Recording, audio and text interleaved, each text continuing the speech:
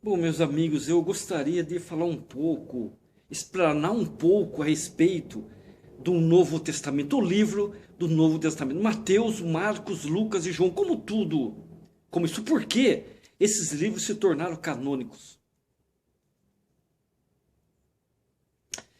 Muito bem, o bispo grego Irineu de Lyon, era um bispo grego da Igreja Católica, ele era considerado santo pela Igreja Católica. Foi a testemunha mais antiga do reconhecimento e da adoção dos 4 evangélicos canônicos, de Lucas, Mateus, Marcos e João.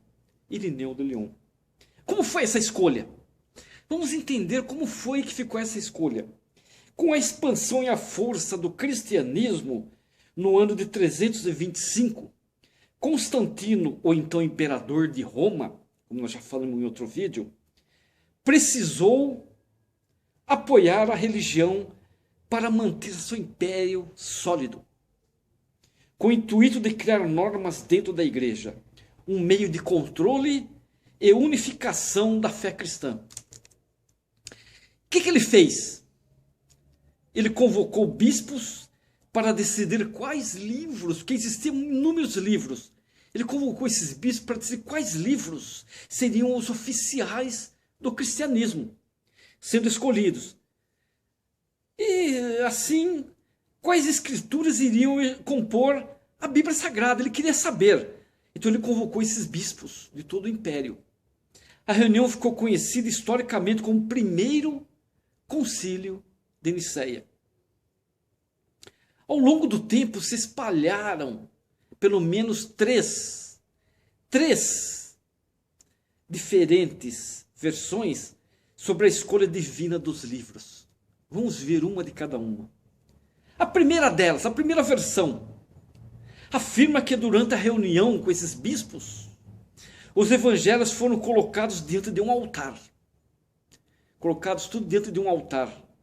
E os 4 livros, Mateus, Marcos, Lucas e João, os 4, foram considerados inspirados por Deus, voaram sozinhos para o altar. Esses 4 livros voaram sozinhos para o altar. Já a segunda versão, afirma que os livros foram colocados sobre o altar. Todos os livros foram colocados sobre o altar. E que os que tinham origem sagrada foram caindo no chão.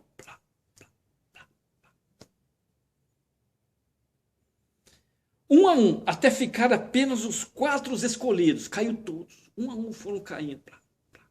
Aí ficou somente os 4 escolhidos. Mateus, Marcos, Lucas e João. E, por último, a terceira versão conta que o Espírito Santo, na forma de uma pomba, entrou no palácio que sediava o concílio, pousou no ombro de cada um dos bispos que lá se reuniam e os revelou ao pé do ouvido quais seriam os 4 evangelhos. Para os estudiosos dos textos bíblicos, essas versões não passam de fantasias. Há um consenso entre eles de que a escolha não foi feita por acaso.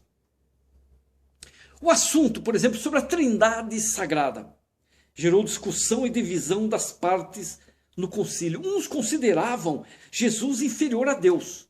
Vocês sabiam? Enquanto outros defendiam que Deus Pai, Jesus e o Espírito Santo eram a mesma coisa. Em busca de uma só ideologia, dois dos principais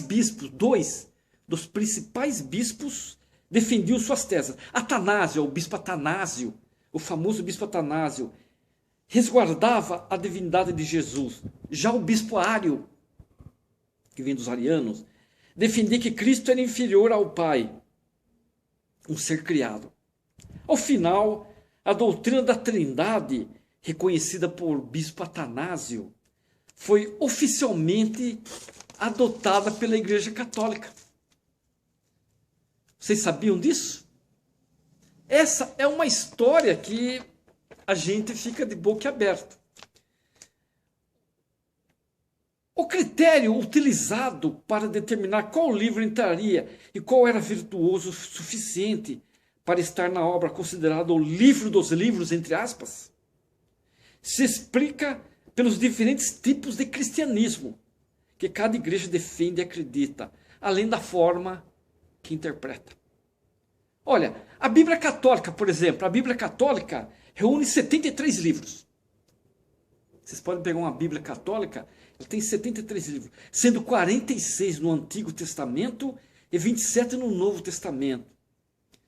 Já a Bíblia usada pelas igrejas protestantes, aquela Bíblia que os protestantes usam em seus púlpitos, possui 66 livros, reconhecendo como legítimo apenas 39 do Antigo Testamento.